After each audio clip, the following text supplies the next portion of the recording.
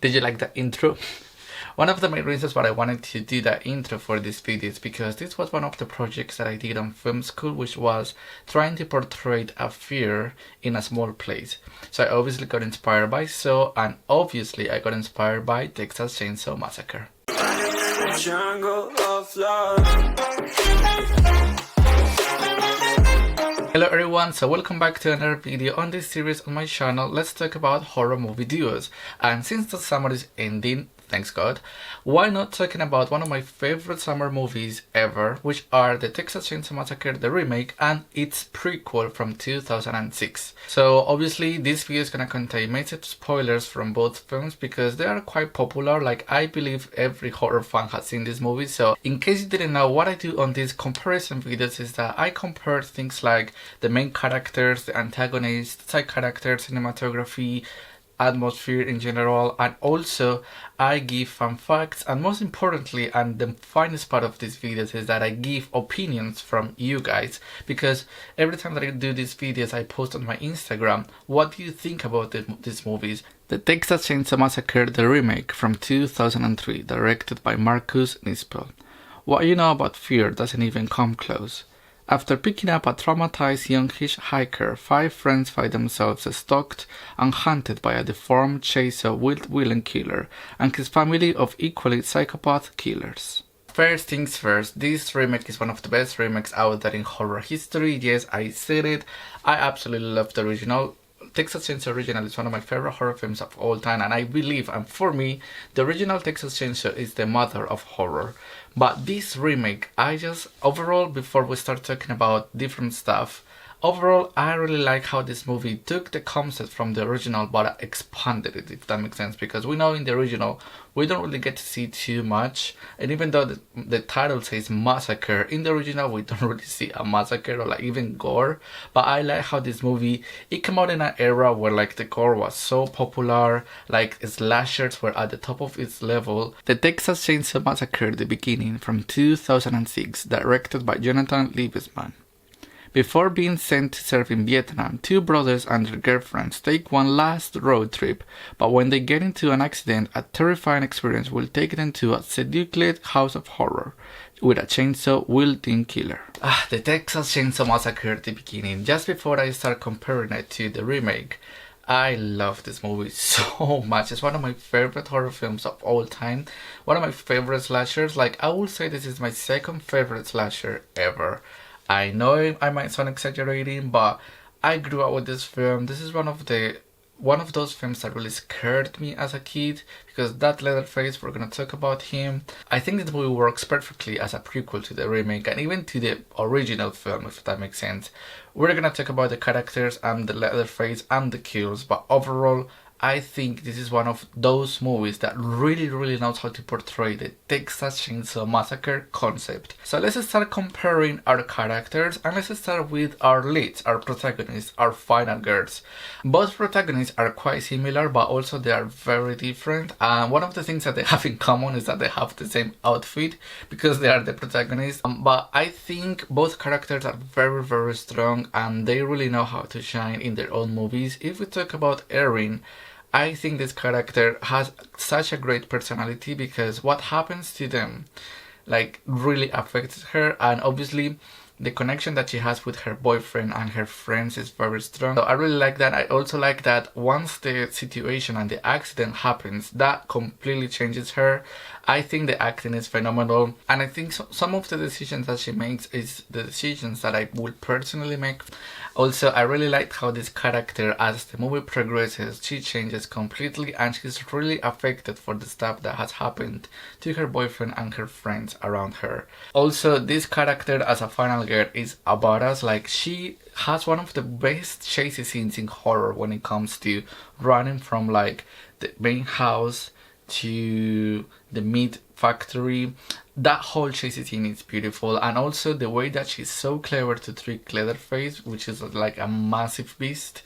That was amazing. I mean, she even has his own arm, and also it's the way that she tricks the family at the end. She kills one of the antagonists, and so it's like this girl really is the perfect description for a slasher final girl.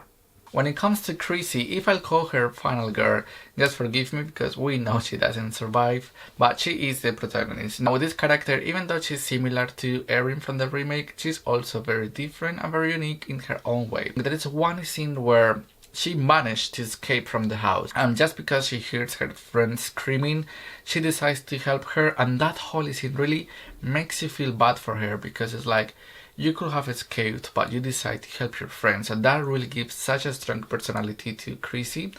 And also, I think between Chrissy and Erin, Chrissy suffers more because even though Erin sees Leatherface with her own boyfriend's face, Chrissy is the one that is under the table what Leatherface is torturing her boyfriend. That whole scene is terrifying, and it's also very sad because once she manages to escape, like, you are really rooting for her, you are so happy that she managed to escape, but obviously we know she doesn't, and just because she doesn't survive, you feel so bad for this character. And because I felt bad for this character, that means that the movie had such a strong lead because I cared so much about her. Briefly talking, when it comes to the side characters, which means the friends, when it comes to the friends for the first film, I really like them. I think they are very funny.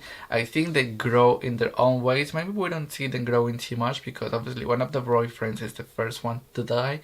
But I think I really like the whole let's take a vote on what we should do with the accident that happened. So I really like that even though they are really close friends or like they really get along with each other, they really get separated in their own ways when it comes to the accident. Also, I really like that the friends in different situations they try to help each other even though they can't. When it comes to the characters from the prequel, I prefer them to the remake ones, and the main reason is because you feel more that connection because obviously they are two brothers and they have a subplot apart from the whole Texas Chainsaw Massacre, apart from Leatherface and stuff.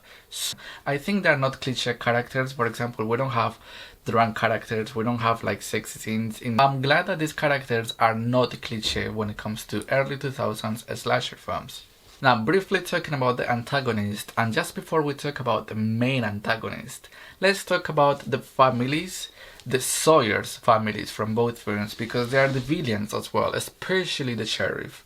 So overall, I think the sheriff is a horrific villain, and I think it's very underrated when it comes to horror villain icons. I think the sheriff is horrible just because he is a human being that enjoys to see people being tortured for his own sake. Like, he loves to torture people. Now, I'm so excited to talk about the villain, the main villain in this film, which is Leatherface. I think both Leatherface, even though obviously it's the same antagonist, at the same time it's a different Leatherface, if that makes sense. Because, for example, I really like that in the prequel we understand about him, we know his story, where he comes from and stuff.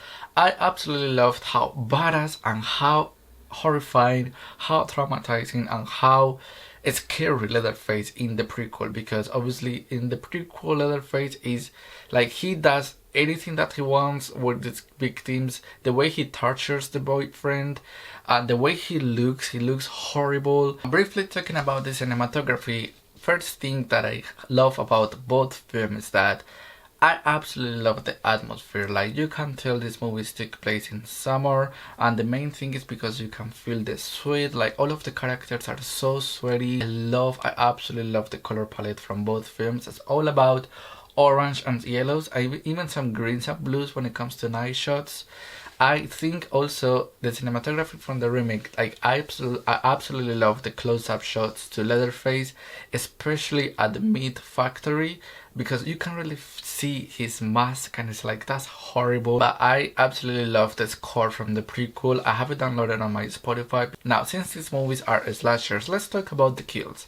Now, like I said before, the remake, unfortunately, because I really like the kills from that film, are not too graphic. So maybe if you are like a gore in your face kind of fan, maybe the prequel will be for you. But I really like the kills in the remake, especially because one of the kills is like off screen, but you can't see what this girl, she's just screaming her life off.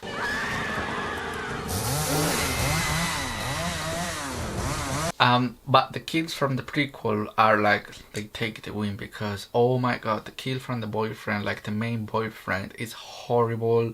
And I love that it's so graphic. I love gore. I love when gore is graphic in a slasher. I absolutely love the practical effects. And fun fact is that this is all practical. That was not CGI at all. And the makeup for, like, when it comes to that scene, it took like around 10 to 15 hours. Because I also love the kill from the other friend, the blonde girl, because it's like, that when it comes to necks, I'm so sensitive when it comes to necks in horror, and that is, it involves her neck, so that was horrible. Practical effects are one of the best things out of those films.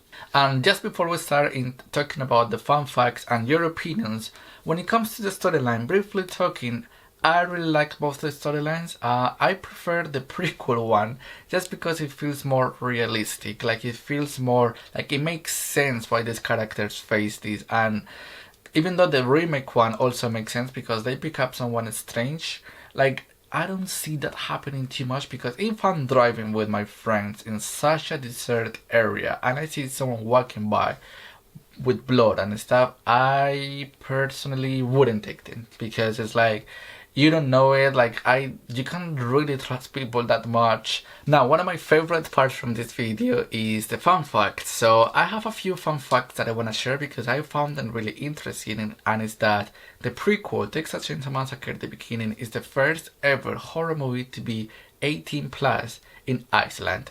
Also, the prequel was not supposed to happen, like, the remake was just gonna be a standalone film, but the fans from that era, because they loved the remake, they really wanted to see more about the family and Leatherface, so the prequel happened because of the fans were demanding that film. So another fun fact is that both films received many nominee awards when it comes to Best Horror, Best Practical Effects, and Best Acting from Jordana and Jessica Biel, the final girls from both films. And now, my favorite part from these videos, which is showing and talking about your opinions about both films.